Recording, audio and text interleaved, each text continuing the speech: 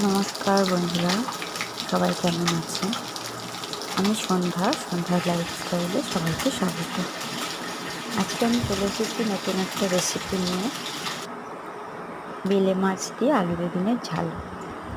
তার জন্য বেলে মাছগুলো আমি ধুয়ে নুন হলুদ মাখিয়ে রেখেছিলাম। তারপর কড়াইয়ে তেল দিয়ে তেল গরম হলে বেলে মাছগুলো হালকা লাল করে ভেজে নিয়েছি। বেলে মাছ ভাজা হয়ে গেলে কড়াইয়ে আরেকটু তেল দিয়ে আলুগুলো দিয়ে তাতে নুন হলুদ মিশিয়ে আলুগুলো লাল লাল করে ভেজে তুলে নিয়েছি। আলু ভাজা হয়ে গেলে তাতে ওই কড়াইয়ে বেগুনগুলোও ভেজে তুলে নিয়েছি। বেগুন ভাজা হয়ে গেলে তুলে নিয়ে কড়াইয়ে আরেকটু তেল দিয়ে তাতে কালো জিরে ফোড়ন দিয়ে পেঁয়াজ কুচিগুলো দিয়ে পেস্ট করে ভেজে নিয়েছি। পেঁয়াজ ভাজা হয়ে গেলে টমেটো ও কাঁচা লঙ্কা দিয়ে বেশ করে কষিয়ে নুন হলুদ কাশ্মীরি লঙ্কার গুঁড়ো দিয়ে কষিয়ে নিয়ে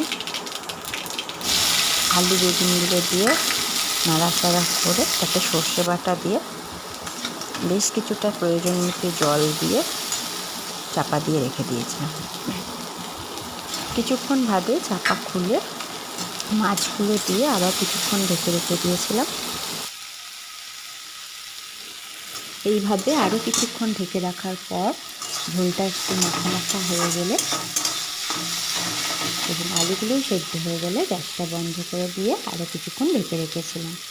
ব্যাস, তারপর গরম গরম ভাতের সাথে বেলে মাছ দিয়ে আলু বেগুনের ঝাল খেয়ে নিলাম। ভিডিওটা কেমন লাগলো জানাবেন। যদি ভালো লাগে অবশ্যই লাইক কমেন্ট শেয়ার করবেন। নমস্কার বন্ধুরা।